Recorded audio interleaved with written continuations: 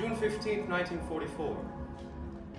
Well, darling, guess you can guess by the foreign writing that I'm seeing another country. I'm a prisoner of war. Already. I'm feeling fine, I'm 100% unhurt, and I'm well taken care of. This is not a permanent address. We'll write what I have. Love to you and Mom and Mary Lou.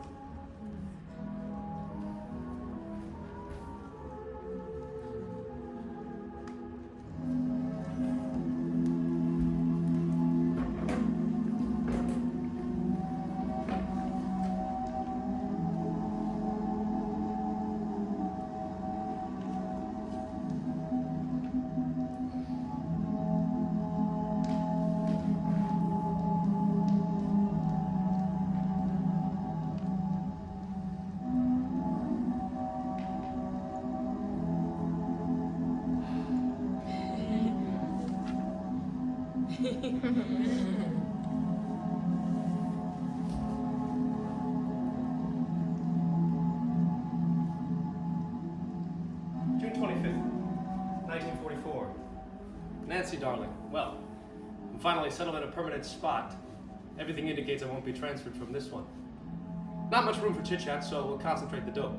This is one of the oldest POW camps in Germany, and it's really very comfortably set up. We're assigned to barracks called blocks, 8 to 12 men in a room. Each room is a complete living unit. The guys in each do all the cooking, cleaning up, etc., and are left completely alone to do it. The food is good, and there's plenty of it, chiefly.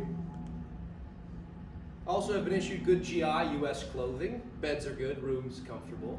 We have an excellent theater in which plays and musicals are given.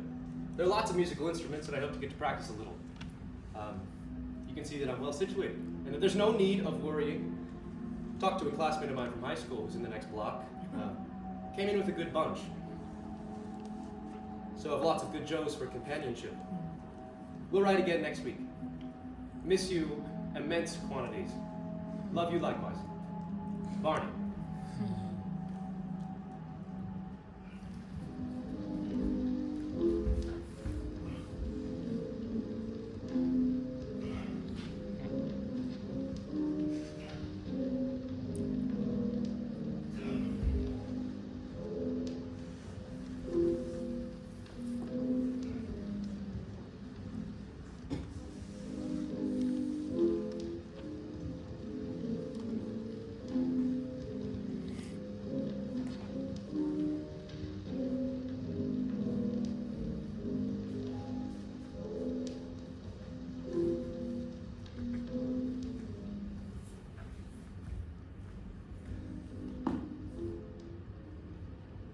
July 9th, 1944. Well, today is my first month anniversary as a Kriegi. POW talk for POW. So far I've spent a month of reading, sleeping, and eating, and after the hectic living in the last year, it's not a bad life at all for a while.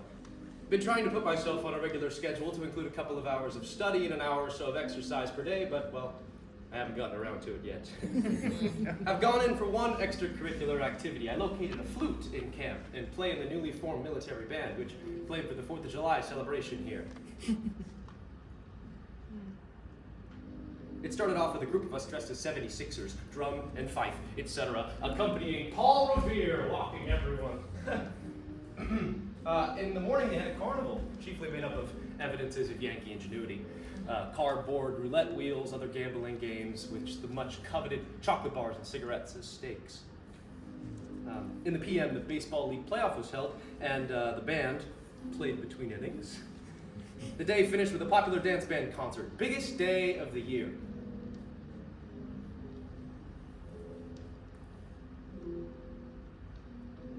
Well, sweetheart, that's all for now. One more letter this month. Love you. Barney.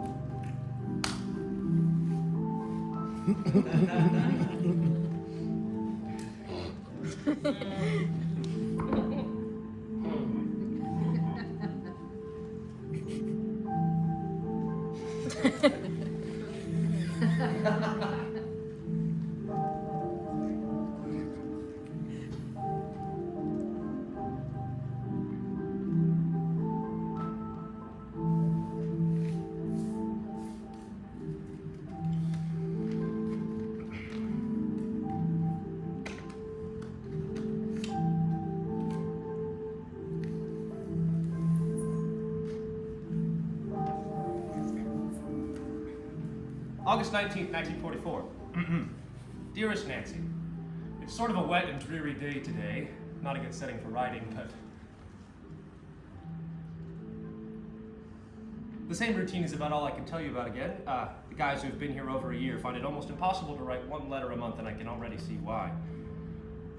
Tonight's a pretty special occasion. We have tickets to the latest camp dramatic effort they're putting on Petrified Forest. It's supposed to be very well done.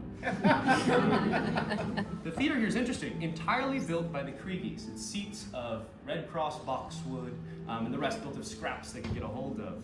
The ingenuity of the POWs is a constant source of amazement.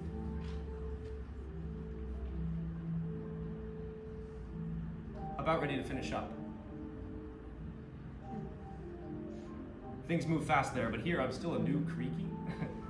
Oh well, I'm still all in one piece, and it looks more and more as though I'll be home soon. That's the main thing, huh? Well, sweetest, I love you lots and lots. Barney.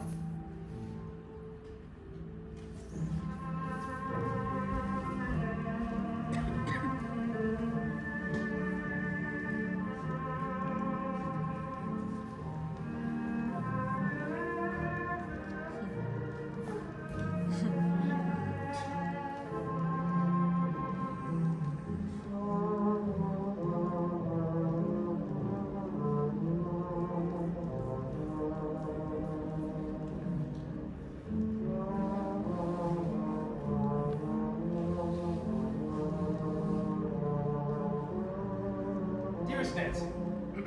Just about enough time left in the month of August to use up the rest of my correspondence ration. We feel pretty happy about things in general here at this point. Every visit to the newsroom shows there were... I got hold of a scrapbook and am spending most of my time filling it with cartoons of Kriegi life. It should give you a little idea of what it's like here when I get back. All the guys in the rooms are making tracings of the cartoons, so they'll have a national circulation before they're through. Another good show last night put on by the band.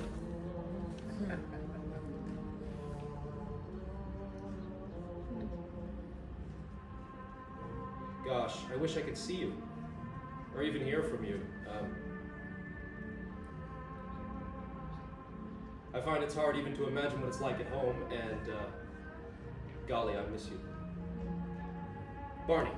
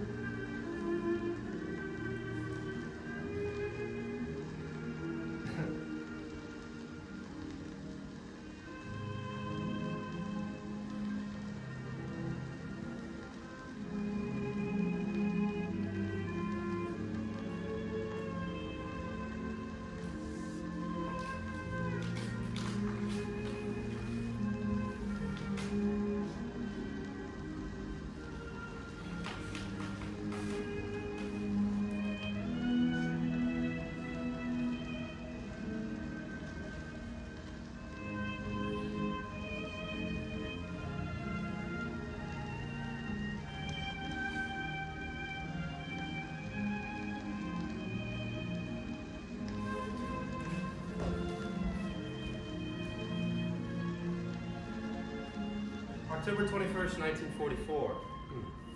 Darling Nancy, well, this week was Christmas, Thanksgiving, and about 4 birthdays, all rolled into one because I got the first word from you since last I was with you.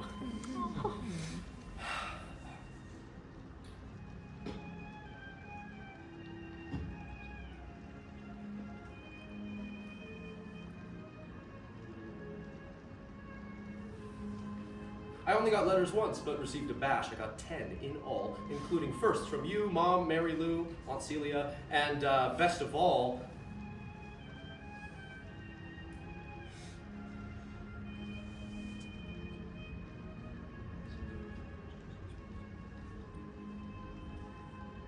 no change here, except that I'm doing the cooking every other week now on our new schedule, so I'll be quite the chef when I get home.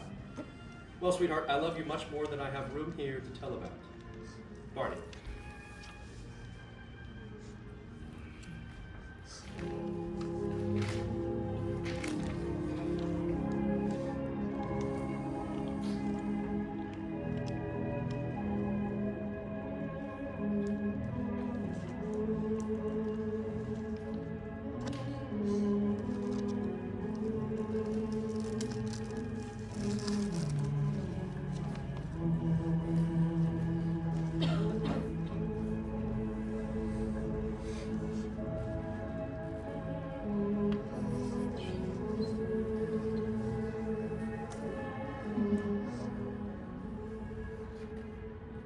November 15th, 1944.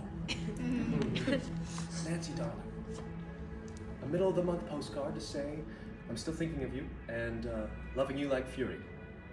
Also, come to think of it, it's a dandy time to wish all sorts of happiness to the sweetest wife ever on Christmas. Hoped I'd be there with you by December 25th. Hope's gone now, though. But all my thoughts are with you, sweetheart. My love. Barney.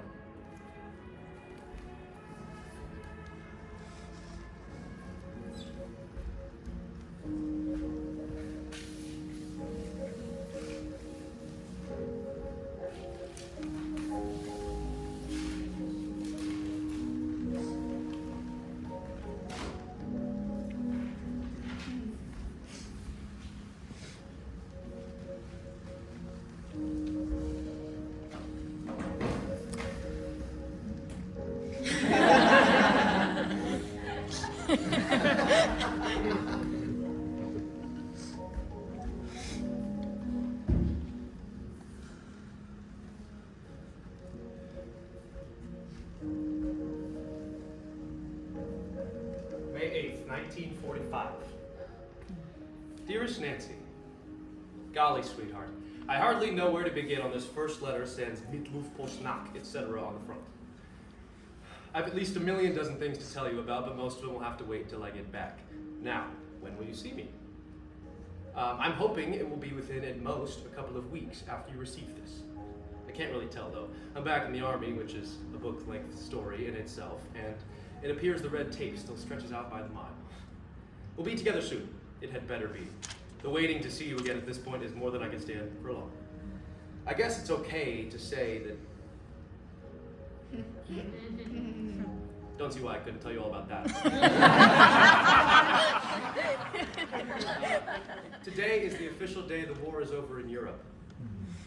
But I'd just as soon save it until I see you anyway, because that's another book-length tale.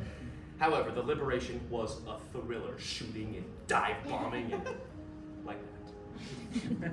Next, about how I got to the United Kingdom. Well, I guess most of that will have to wait too, but that experience was the most fun of any I've ever had. Could make a movie out of it. It includes a ride across Germany in a German Red Cross ambulance. 6 of us were given by a couple USGIs up near the front after it had been liberated from a group of Jerry's. Then it hitchhiked hop in a US transport here. So, I'll tell you all the details when I get there about living off the fat, or should I say lean, of the German land, the bombed towns we saw, and everything. Guess I better save the rest for a letter tomorrow. Imagine being able to write whatever I want to, and not what some German says I can. Still can't believe things like that are possible, or I'll be writing all day. Oh gee, darling, it's wonderful to be practically on the way home to sweet, wonderful wife. How I've missed you. Just haven't words to say. Love you, sweet. Barney.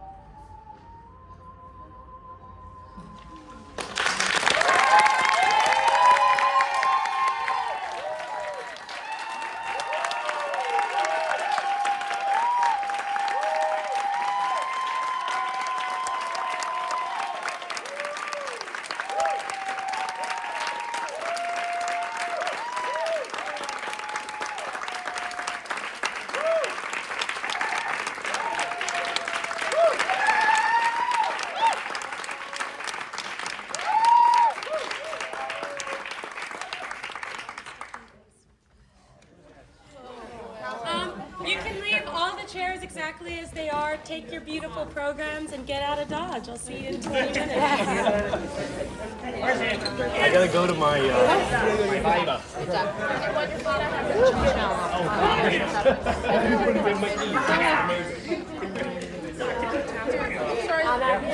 have the change If only Chris Tucker was still working.